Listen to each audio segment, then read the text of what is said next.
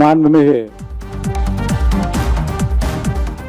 அமைச்சர்களின் தீர்மானம் பேரவையின் முடிவுக்கு விடப்படுகிறது. ஏற்போர் ஆம் என்க, மறுப்போர் இல்லை என்க. மறுப்போரை இல்லை என்று கருதுகிறேன். மறுப்போரை இல்லை. தீர்மானம் ஒருமனதாக நிறைவேறியது.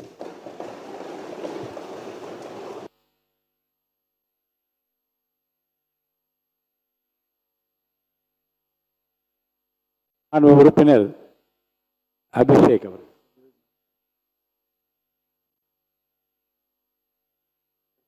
ரெண்டாயிரத்தி 26-27 ஆண்டுக்கான திருத்திய நிதிநிலை அறிக்கை மற்றும் 2026-27 ஆண்டுக்கான வேளாண்மை திருத்திய நிதி அறிக்கை ஆகியவற்றின் மீதான பொது விவாதம் தொடர்கிறது. மாண்பு உறுப்பினர் திரு அபிஷேக் அவர்கள். ஆழிசூழ் உலகினிலே தமிழன் ஊழிக்கால தமிழன் வீரம் உயிர்த்தெழும் காலம் இதுவே. கடலால் சூழப்பட்ட இந்த உலகத்தில் தமிழர்களின் பொற்காலம் மீண்டும் மலர நம்முடைய பழம்பெரும் வாய்ந்த வீரம் உயிர்த்தெழும் காலம் கனித்துள்ளது என்பதுதான் இந்த சங்கப்பாடலின் பொருள்.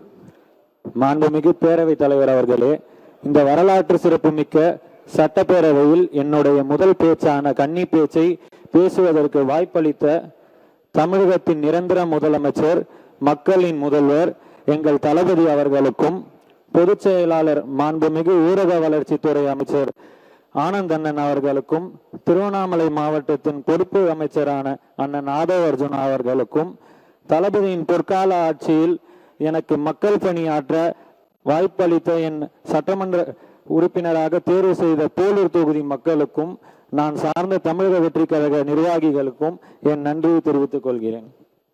மாண்புமிகு பேரவைத் தலைவர் அவர்களே, இந்த வரலாற்று சிறப்புமிக்க சட்டப்பேரவையில் நிறைய சிறப்புகள் இருக்கிறது. கடந்த 16 முறை சட்டமன்றத்தில் இல்லாத தனிச்சிறப்பு இந்த 17வது சட்டமன்றத்தில் இருக்கிறது.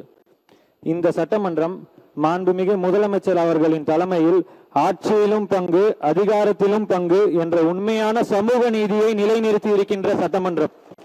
இந்த சட்டமன்றம் மாண்புமிகு முதலமைச்சர் அவர்கள் தலைமையில் தமிழக பெண்கள் மற்றும் குழந்தைகளை பாதுகாக்க சிங்கப்பெண் படையை உருவாக்கி இருக்கின்ற சட்டமன்றம். மாடல் என்று விளம்பர மாடல் ஆட்சி நடத்தியவர்களை அகற்றி உண்மையான ஓஜி சமூக நீதி மாடல், அதாவது உண்மையான ஓஜி சமூக நீதி மாடல், சமத்துவ மாடல், வகுப்பு பிரதிநிதித்துவ மாடலை நடத்தி காட்டிக் கொண்டிருக்க மாண்புமிகு தமிழ்நாட்டு முதலமைச்சர் சி ஜோசப் விஜய் அவர்களின் தலைமையிலான சட்டமன்றம். இந்த 17வது சட்டமன்றத்தில் ஜஸ்டிஸ், லிபர்ட்டி, ஈக்வாலிட்டி, ஃப்ரெட்டர்னிட்டி என்ற இந்திய அரசியல் அமைப்பின் முகவுரையை ஆட்சி அதிகார நடைமுறையில் மாண்புமிகு முதலமைச்சர் அவர்கள் தலைமையில் உறுதிப்படுத்தியுள்ள சட்டமன்றம். முக்கியமாக இந்த சட்டமன்றம் நாங்களே ஆட்சியாளர்கள், நாங்களே எஜமானர்கள் என்ற பழைய மாடலின் தோரணையை மாண்புமிகு முதலமைச்சர் சி ஜோசப் விஜய் அவர்களின் சர்க்கார் தகர்த்து